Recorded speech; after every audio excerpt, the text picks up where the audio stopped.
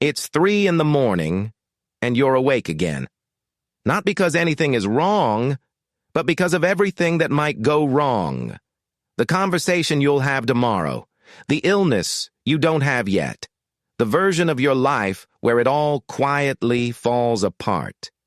You're not remembering, you're not even really thinking. You're rehearsing a disaster that hasn't happened in vivid, specific, high-definition detail. And here is the strange part. You're very, very good at it. We're told that anxiety is a malfunction. Too much feeling. A broken alarm going off in a quiet house, so we try to shut the imagination off, distract it, numb it, scroll it into silence at 3 in the morning. And it never quite works, because the problem was never that you imagine too much. 2,000 years ago, a Roman named Seneca noticed something we keep forgetting. He wrote, "We suffer more often in imagination than in reality." Sit with that. Most of what has ever frightened you never actually arrived. It visited you only as a picture, again and again, and you paid the full price of it every time. Your mind is not broken. It is a magnificent simulation engine, the most powerful instrument you will ever own. And right now, it is pointed permanently at the worst possible ending. So here is what the Stoics did, and it sounds insane the first time you hear it. They did not try to stop imagining the worst. They did it on purpose. Every morning, deliberately, calmly, they would sit and rehearse loss. The Latin name was Premeditatio malorum, the premeditation of evils. Seneca would picture exile, poverty, the death of the people he loved. Not to torture himself, to disarm the fear before the day could ever use it against him. Because here is what anxiety quietly depends on. It needs the dark. It needs the thing to stay vague, half-formed, just off the edge of the frame. It is a small candle throwing a monstrous shadow on the wall.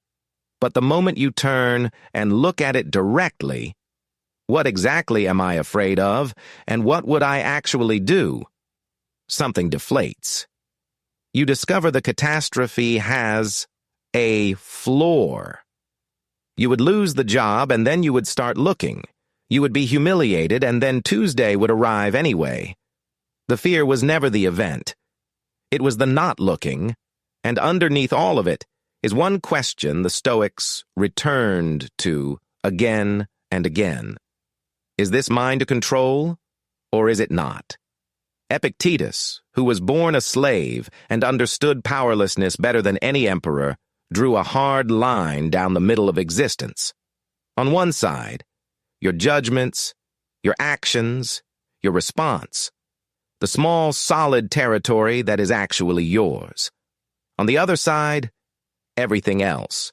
Other people, outcomes, the future, your reputation, your body's eventual failure.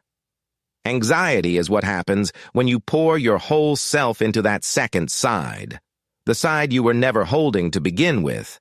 It is standing with open hands, trying to grip a river. The morning rehearsal does something simple and radical. It hands the uncontrollable back and returns you to the only ground that was ever yours. People hear this and assume it must be grim. Spend your morning imagining death and ruin? But the Stoics found the exact opposite. When you have already, quietly, made your peace with losing a thing, you stop clutching it. And the moment you stop clutching, you can finally see it. The coffee cooling on the table, the person still asleep beside you, the ordinary morning you were always too anxious to actually be inside of.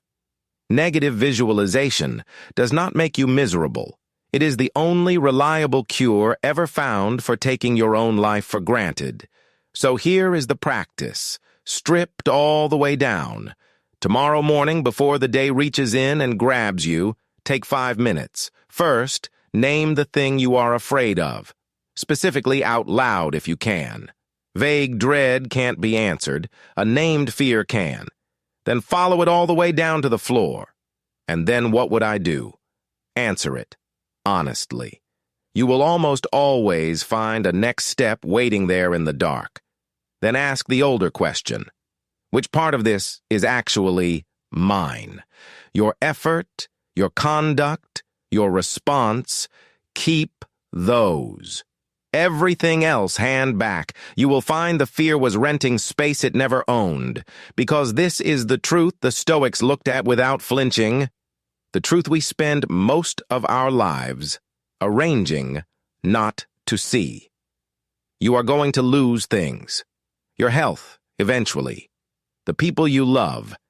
Every single thing you are anxious about protecting, you will, in the end, set down. But the person who has looked at that, calmly, on purpose, in the quiet of the morning, is the hardest person in the world to frighten.